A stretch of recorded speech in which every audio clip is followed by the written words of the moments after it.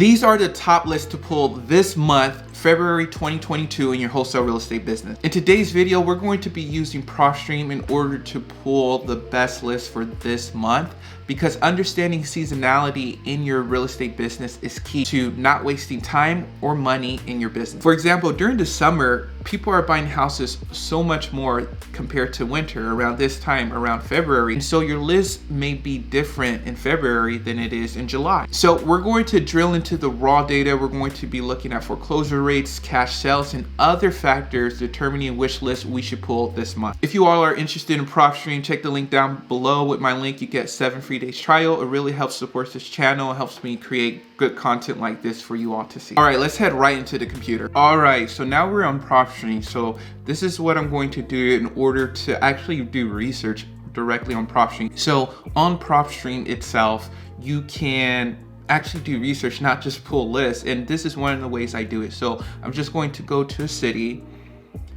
Let's say Atlanta, Georgia. Let's do a big city. So what I'm going to do actually for our first list, I'm going to look at cash sales. Now, Propstream still has cash sales information about properties that are, can be disclosed on the public record, right? So they still have that information. So all you would do is go to, first let's go to ownership information, and we're going to do the sales date from like a month ago, because we want to see recent cash sales that happen around the area and see if investors have been increasing their cash sales or has it been decreasing, so we can know which list to target.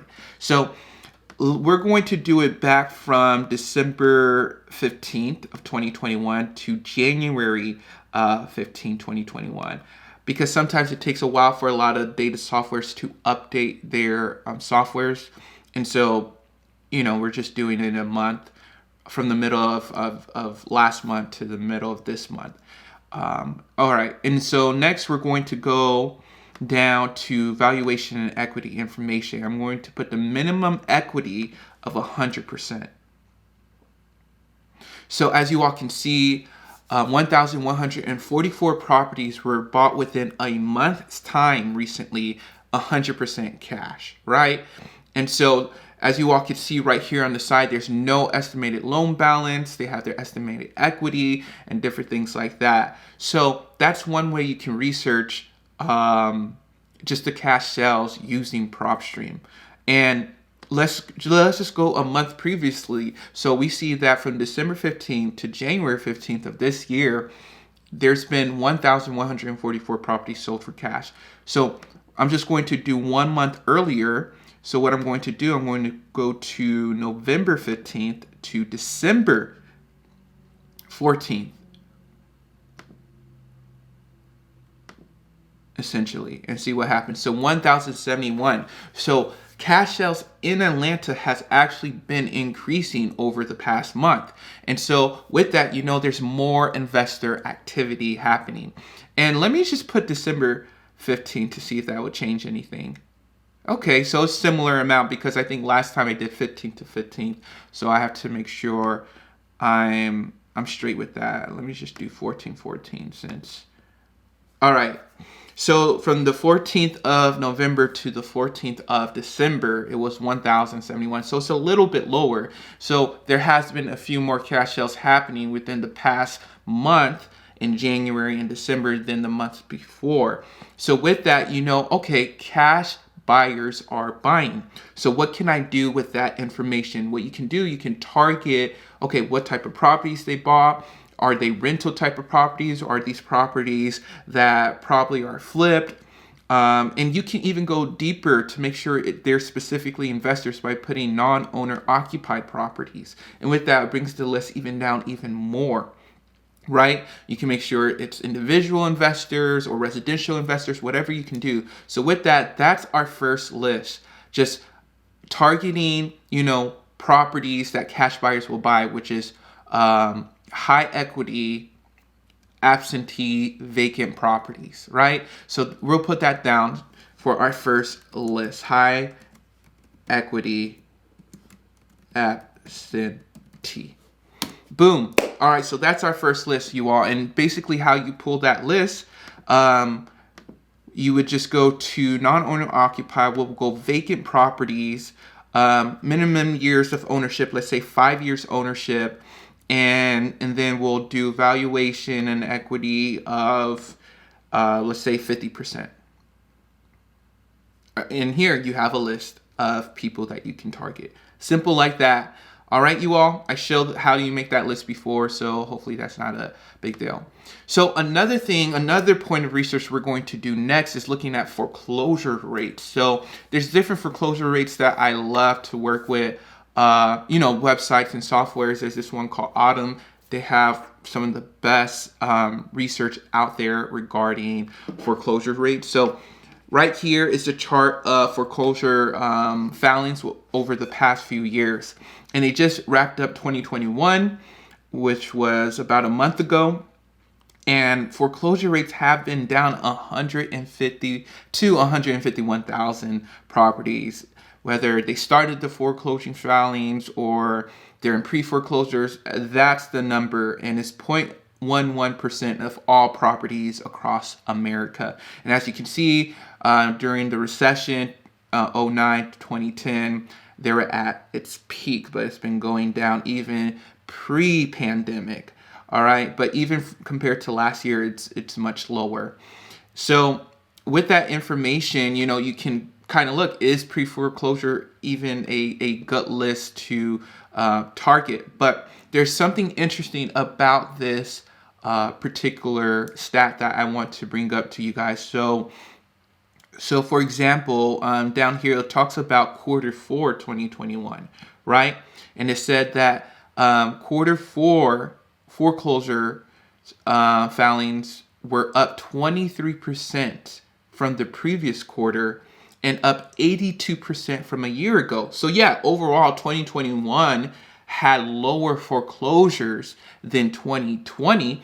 And part of 2020 being a little bit high is because from January and February, there wasn't any moratorium or anything like that against foreclosures because the pandemic really hit at the end of March towards April. But here, this stat is saying that essentially the fourth quarter of 2021 has really increased its rate of foreclosures compared to Q4 of 2020, right? Because a lot of foreclosures moratorium are going down. So that's why it's so important to look at the stats, the data, you all, because yeah, you can say, oh, well, I don't have to go after pre-foreclosures because foreclosure rates are down anyways. But if you look at the quarters, fourth quarter of 2021, rates has been higher than the third quarter of 2021 and compared to last year around this time. So it has been increasing. So just some stats here.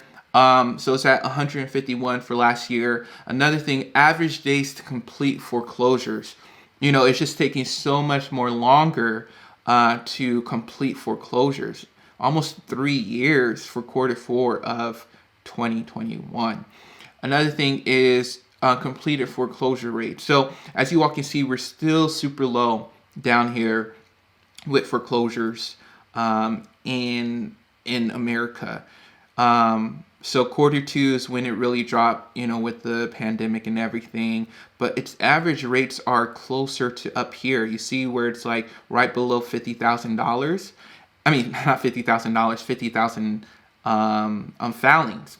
But we read that Q4 had 56,000, right? So Q4 may have a huge increase because they only show Q3 right here, but it may be much higher. So that's our next list we're going to target. It's just, pre-foreclosures. I think it's still a good list to target, even though overall foreclosure rates are down.